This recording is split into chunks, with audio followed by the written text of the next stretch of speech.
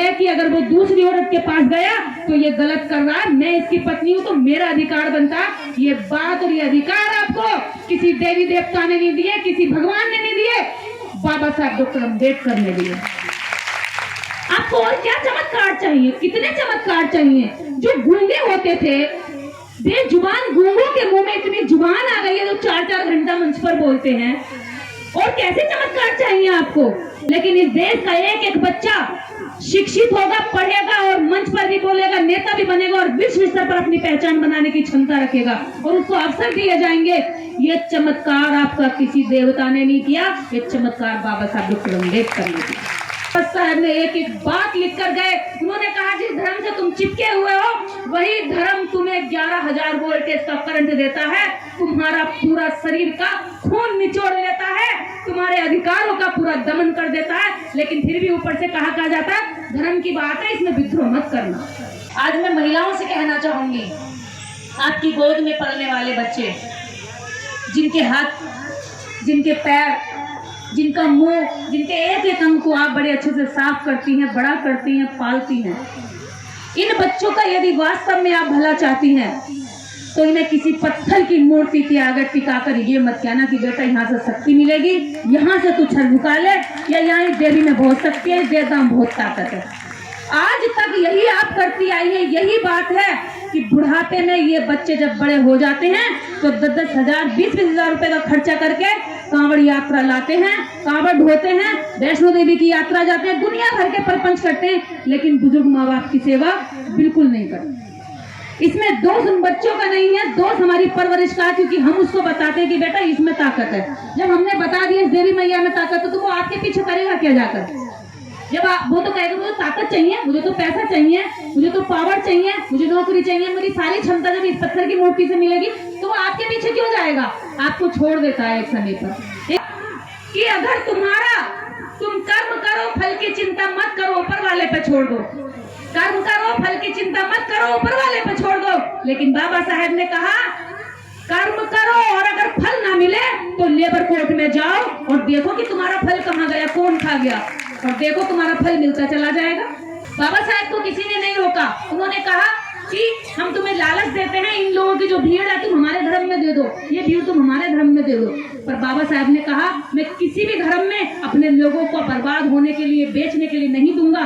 जिसमें उनका उद्धार है, जो उनका असली पुराना मूल धर्म है, मैं उसी धर्म में उनको लेकर जाऊंगा। और बाबा साहब अम्बेडकर ने पूरी दुनिया के धर्म पढ़ने के बाद बुद्ध का धर्म अपनाया और बुद्ध के धर्म पर जाकर 10 लाख लोगों के साथ उन्होंने नागपुर में दीक्षा ली। ये मुंह में से गन्ना छीनने जैसी बात है ये, वरना वो कहाँ आपको नेता बनने देते। पहले तो वो लठ लेके खड़े हो जाते थे, वोट भी नहीं डालने देते थे। अरे का चूड़ा से बड़ा वोट डालेगा, चल हट यहाँ से, डाल दे तेरी पर्ची ला, हम खुद डाल देंगे, जा यहाँ से, क्या नाम है तेरा? कभी वोट भी नहीं डालने देते थे। आज जनरल सीट पे हमारा आदमी अगर ये सीट जीत कर आ रहा है तो ये हमारे बाबा साहब डॉक्टर अम्बेडकर की विचारधारा और बुद्ध की वो क्षमता है जो कहते हैं कि सारी ताकत हमारे अंदर छुपी हुई है, बाहर कुछ भी नहीं है जिसके पीछे भागकर आप अपना समय बर्बाद करो। यही ऊर्जा बुजुर्ग माँ बाप को 1 रुपए की दर्द की गोली लाते हुए वो दुखता है, उसे लगता है क्या ये ही करते रहते हैं, दर्द ही रहता है इनको हमेशा। लेकिन एक पत्थर से सर मार मार के पूरी जिंदगी गुजार देता है। कभी तो ये चमत्कार करेगी, कभी तो ये चमत्कार करेगी। चमत्कार के लिए आप उधर लगे रहे चिपक कर, लेकिन चमत्कार आपके जीवन में एक महत्वपूर्ण व्यक्ति करके चला गया जिनका नाम है बाबा साहब डॉक्टर भीमराव अम्बेडकर। अरे जिन नारियों को कहा गया कि अरे ये कोई जीवन है, जितनी मर्जी चाहे इतनी रख दो, जिसकी ताकत जितनी है इतनी औरतें रख लो। यही तो होता था। हमारी कहानियां हमारी माँ सुनाती थी कहानी। एक राजा की 12 रानियां थी, एक राजा की 11,000 रानियां थी, एक राजा की इतनी रानियां थी। ऐसी कहानियां तो थी। जितनी जिसकी क्षमता होती थी वो इतनी महिलाओं को रख लेता था। आज कितनी भी क्षमता क्यों ना हो, कितना भी अमीर आदमी क्यों ना हो, सुनीता जी के पति इतनी क्षमता रखते हैं कि अभी भी उन पे इतना पैसा है, वो 3-4 महिलाओं को आराम से पेट भर सकते हैं। भर सकते हैं भाई साहब, भर सकते हैं। लेकिन संविधान इजाजत नहीं देता। भरना तो छोड़ो, अगर ये आंख उठाकर देखेंगे तो सुनीता जी कहेंगे क्या बात है, क्या कर रहे हो, तो नजरें नीचे हो जाएंगी। आपके पास भी यही अधिकार है। महिला चाहे अनपढ़ हो चाहे पढ़ी लिखी हो, वो ये चमत्कार किसने किया? फिर इससे बड़ा चमत्कार क्या चाहिए? आपके बच्चों को आज स्कूलों के अंदर कोई नहीं भगा सकता। आप ना पढ़ो वो आपकी गलती है। बाबा साहब डॉक्टर अम्बेडकर को स्कूल में नहीं घुसने दिया, लेकिन फिर भी उन्होंने कहा कि मैं भले ही नहीं स्कूल के अंदर आने दिया, मेरा पल पल अपमान किया।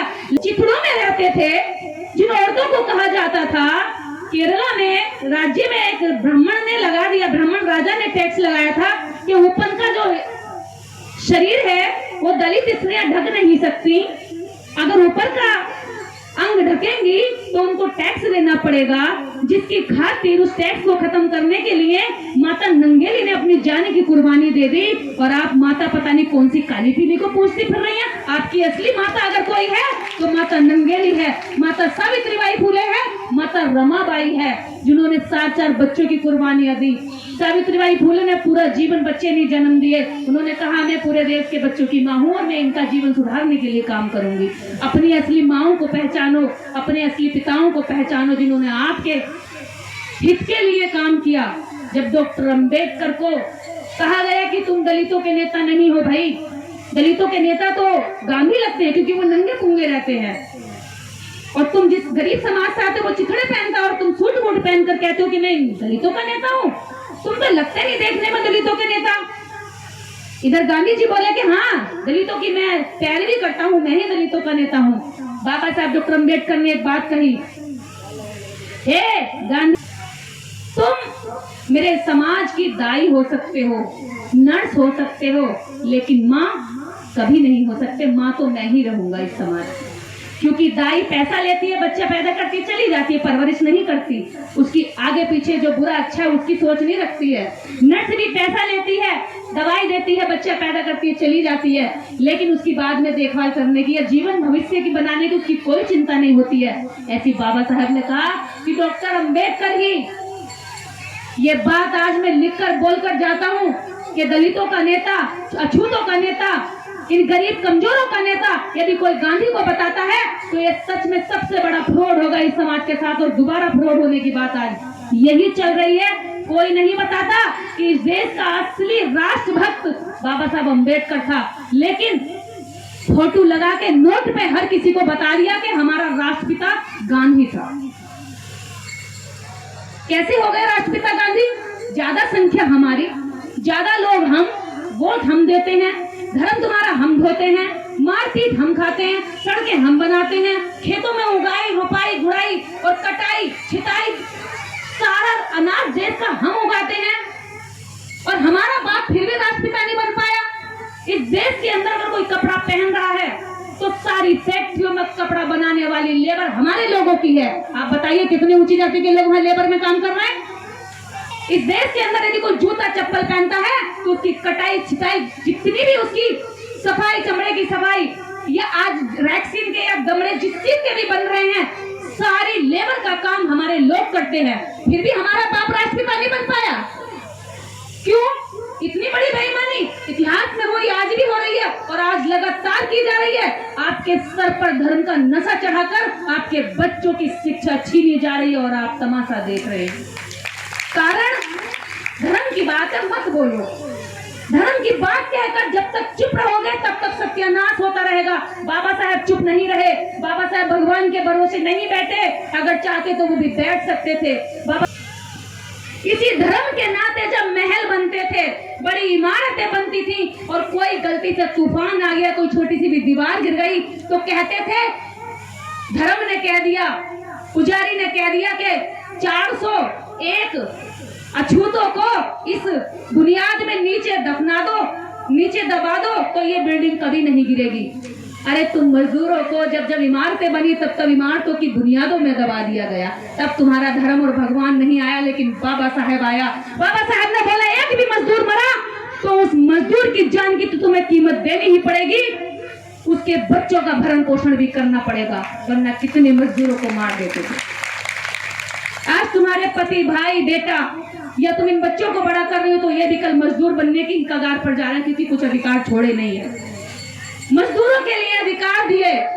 उन्होंने कहा, धर्म ने कहा, आज अगर तुम 10 रुपए दुकानदार को देते हो और 10 रुपए का कोई बिस्किट लेना जाते हो, वो बिस्किट ना दे तो तुम लड़ जाओगे कि भैया क्यों नहीं दिया, मैंने अपने बच्चों को 10 रुपए देके भेजे थे और 10 की ये चीज मंगाई थी, आपने क्यों नहीं दी? या किसी भी चीज में कोई चीज 10 ग्राम 10 रुपए की मिल रही है और 1 ग्राम कम रह जाए तो आप लड़ोगे कि नहीं लड़ोगे? बोलते हो कि भाई ये गलत बात है तुम्हारी, तुमने कम दिया है, कहते हो। लेकिन कितनी पीढ़ियां निकल गई, कितना दूध चढ़ा दिया, कितना फल चढ़ा दिया, कितना फूल चढ़ा दिया और वापिस कुछ नहीं दिया।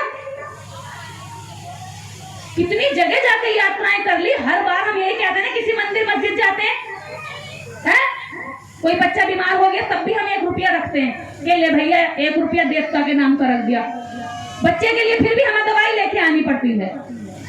अगर हमारे बच्चे, यदि हम आज फिर उसी नरक में जीते रहे तो हमारा जीवन बहुत बुरा होने जा रहा है। अच्छे कपड़े जो मिले हैं हमें, ये हमारी मेहनत से नहीं, बाबा साहब की मेहनत से मिले हैं। और आज आपके और हमारे नकारापन की वजह से ये सब छिन जाएंगे।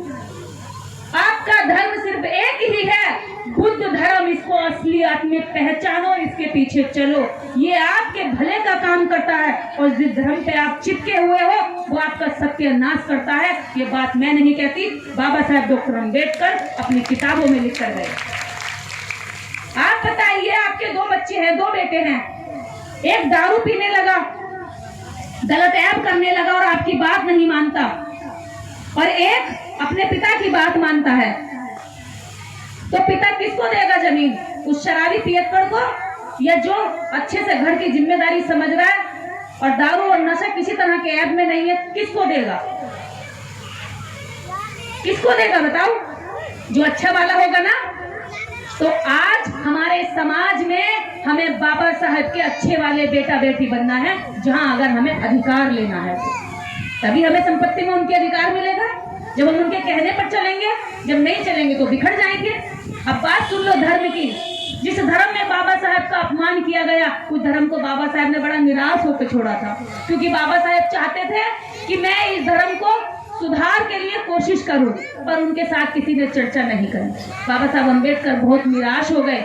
जात पात तोड़क मंडल लाहौर में कार्यक्रम रखा गया, उनको बुलाया गया। उन्होंने जब अपना भाषण लिख के भेजा तो बोला, डॉक्टर अम्बेडकर तुम तो धर्म विरोधी बातें कर रहे हो। बाबा साहब ने कहा, तुम हमें सड़क पे नहीं चलने देते, तुम हमें अच्छे कपड़े नहीं पहनने देते, तुम हमें पानी तक नहीं पीने देते, जानवरों की तरह लाठियां मारते हो, तुम हमारा इतना अपमान करते हो। वो बातें आज हमने बोल दी तो हम धर्म विरोधी हो गए। ये तो कितनी गलत बात है, तुम चर्चा भी नहीं करना चाहते, तुम हमारा शोषण भी करते हो, चर्चा भी नहीं करना चाहते, तो मैं इस धर्म को छोड़ दूंगा। जब हमारा बाप कहकर गया है कि इधर जाओ, तो हम इधर क्यों भटक रहे हैं? हमें उधर जाना चाहिए और उधर ही जाके हमारा उद्धार होगा। जिस डॉक्टर अम्बेडकर को पूरी दुनिया मानती है, ज्ञानी मानती है, विश्व के अंदर सबसे अधिक नॉलेज वाला मानती है, वो व्यक्ति जब आपके लिए कोई बात कह रहा है तो वो आपके हित की कह रहा है, वो सोच कर कह रहा है। लेकिन अगर हम ही नहीं सोचेंगे तो इसमें हमारी गलती है। धर्म की बात, धर्म का एक तमाशा चल रहा होता है, 4 दरवाजे होते हैं। कहानी सुना रहे, ध्यान से सुनना, कहानियों से बड़ा समझता हमारा समाज। अगर धर्म में खूब झूठ बोला ना तो खूब तालियां बजाएगा। इसे ये भी नहीं समझ में आता कि कितना झूठ बोल रहे, हमें गालियां भी दे दी। 4 दरवाजे लगे थे, तमाशा चल रहा था, और चारों दरवाजों की शर्त थी कि भैया हर दरवाजे पे एक शर्त लागू है, वो शर्त फॉलो करोगे तो अंदर जाओगे। अब तमाशा देखने के लिए इसी गांव का एक व्याकुल आदमी चल पड़ा, रिंकू प्रधान जी जैसा कि मैं तो तमाशा जरूर देखूंगा भाई, बड़ा शौकीन। पहले दरवाजे पे गए तो पहले दरवाजे पे शर्त दिखी थी, क्या आपने कभी शराब पी है? उस व्यक्ति ने कहा, नहीं मैंने शराब नहीं पी कभी, मैंने तो कभी छुई भी नहीं। तो बोला, जाओ शराब पी कर आओ, तब तुम इसके अंदर एंट्री करोगे। बोले, यार मैं दारू नहीं पीता, मुझे नहीं पीना, अभी 3 दरवाजे और है, मैं दूसरे दरवाजे पर जाता हूँ। तमाशे के वो दूसरे दरवाजे पे गया तो दूसरे दरवाजे पे लिखा था, क्या कभी तुमने जुआ खेला है, चोरी की है? उन्होंने कहा, नहीं जी मैंने तो कभी ना जुआ खेला ना चोरी की। बोले, तुम नहीं जा सकते, अगर जाना है तो जाओ, ये काम करके आओ, फिर तुम्हें एंट्री मिलेगी। बोले, तीसरे दरवाजे पे गए, तीसरे दरवाजे पे जाकर बोला कि मुझे तमाशा देखना, अंदर जाने दो। बोले, तीसरे दरवाजे की शर्त है, क्या तुमने कभी पर स्त्री के साथ गमन किया है? क्या तुमने कभी किसी स्त्री की तरफ गंदी नजर से देखा है, बुरा काम किया है, दुष्कर्म किया है? बोले, नहीं नहीं, मैं अपनी पत्नी के अलावा किसी को नहीं देखता, मैंने ऐसा कोई काम नहीं किया। बोले, तो फिर तुम बिल्कुल ही नहीं जा सकते अंदर। चौथे दरवाजे पे गए, बोले आखिरी रास्ता है, आखिरी दरवाजा बचा और मैं तमाशा जरूर देखूंगा। चौथे दरवाजे पर जब गए तो उन्होंने बोला, क्या तुमने कभी किसी व्यक्ति की हत्या की है? जीव हत्या की है? उन्होंने कहा कि मैं किसी को नहीं मार सकता भाई, मैं इतना बुरा नहीं हूँ कि मैं किसी की हत्या करूँ, और ना मैं करूंगा कभी। तो वो चारों दरवाजे पे से वापस लौट के अपने गांव की तरफ चल पड़ा। उसी गांव से एक साधु जा रहा था शराब पीता हुआ। बोले, कहाँ जा रहे हो? तमाशा देखने जा रहा हूँ। बोले, मैं तो गया था तमाशा देखने, मुझे तो दिखाया नहीं उन्होंने, वहां तो बहुत गंभीर शर्तें रखी हुई थी जो मैं फॉलो भी नहीं कर सकता।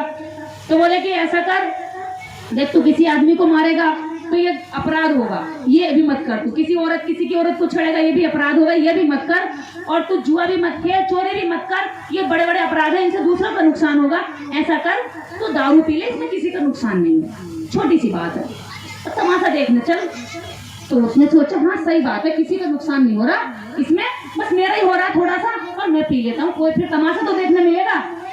उस व्यक्ति ने जैसे तैसे करके पी ली, नशा चढ़ा, बड़ा अच्छा लगा, अरे ये तो बड़ी अच्छी चीज है। उसके पास जितना पैसा था सबकी पी गया, चल पड़ा। बोले, अब तमाशा देखूंगा। चलते चलते उसे लगा नशा से उतर रहा और पी लूं। अब पैसे खत्म हो गए, भीड़ में गया, पॉकेट मारी, पैसा निकाला, पर्स चुराया किसी का, पहला अपराध शुरू हो गया। चोरी करी, फिर पीने चला गया, फिर चल दिया तमाशा देखने।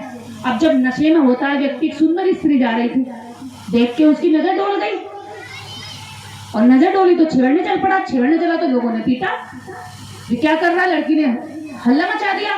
जब पिटाई हुई तो भागा बहुत दूर, भागते भागते लोगों ने फिर पकड़ लिया। पकड़ा तो उसने किसी को धक्का मारा, ऐसा धक्का मारा कि उसकी सर में चोट आई, वो मर गया। स्त्री के साथ भी हो गया, किसी की हत्या नहीं करी थी कभी भी, वो भी हो गया। हुआ, चारों अपराधों पर वो व्यक्ति कभी जीवन में नहीं गया था, लेकिन उससे चारों अपराध करा दिए। किसने? दूसरा गर्भ धारण ना कर ले, और जब उसकी खाल में से बदबू आने लगती है, हड्डियां भी गलने लगती है, मांस गल जाता, तब तक बंदरिया अपने मरे हुए बच्चे को बगल में दबा के घूमती रहती है। जानते हैं आप ये बात? उसका कारण है कि वो बच्चे से अतः प्रेम करती है, उसे मरने के बाद भी नहीं छोड़ती, और उसको लेकर के घूमती रहती है, उसमें स्नान मारने लगती है, गंदी बदबू आने लगती है, फिर भी नहीं छोड़ती। ऐसे ही ये धर्म था, इसने कभी हमें स्वीकार नहीं किया, लेकिन हम इससे जबरदस्ती चिपके रहे, लात खाते रहे, घूसे खाते रहे, अपमान झेलते रहे, बेइज्जती सहन करते रहे। उन्होंने यहाँ तक कह दिया कि भाई जितने भी शूद्र अछूत हैं ये सड़कों तक पे नहीं चलेंगे, फिर भी हम ये कहते रहे नहीं हम तो इनके ही हैं, क्योंकि जब तक हम दूसरा धर्म धारण, अपना असली धर्म धारण नहीं करेंगे, तब तक हम गंदगी में ही फंसे रहेंगे। और उस गंदगी से बाहर निकालने के लिए एक खूबसूरत मंच और एक खूबसूरत जगह, जहां पर हमारे बच्चों का, हमारी महिलाओं का और हमारे समाज का विकास होगा, जहां शोषण बंद होगा, उस मंच पे लाने का काम पूजनीय सूरजराही बोधाचार्य जी कर रहे हैं। क्योंकि धम्म की एक लाइन जब तक हमारी नहीं चलेगी, तब तक हम वहीं पड़े रहेंगे, फंसे रहेंगे। हमारी जितनी मेहनत है, उस मेहनत को सही दिशा में क्रमबद्ध तरीके से लगाने का काम हमारे बौद्ध भिक्षु और इस तरह से जो आज सूरजराही जी कर रहे हैं, यूपी के अंदर काम भले कर रहे हैं, लेकिन पूरे देश भर में इनकी डिमांड है कि आप आइए, क्योंकि 7 दिन एक वक्ता नहीं बैठ सकता, लेकिन एक कथावाचक की क्षमता देखिए कि वो 7 दिन एक जगह बैठ करके लगातार आपको नए नए शब्दों से, नई नई कहानियों के माध्यम से अपने इतिहास के साथ जोड़ता है। तो मैं सूरजराही जी और सुनीता बोस जी के लिए तालियां चाहती हूँ कि एक बार आप लोग जरूर इन लोगों की तालियां तो स्वागत करें। इनका जिला भी है ये, तो मैं तो इनके जनपद में आई हूँ, इनका काम भी देख रही हूँ कि वास्तव में आप लोग 7 दिन 8 दिन तक लोगों को टिका के बैठे हैं, तो ये बहुत बड़ी अपने आप में क्षमता है। और आयोजकों की इसमें बहुत बड़ी भूमिका है, जो रिंकू सेठ जी है, टिंकू सेठ जी, रिंकू नाम है, रिंकू सेठ जी, और आप आ जाइए एक बार।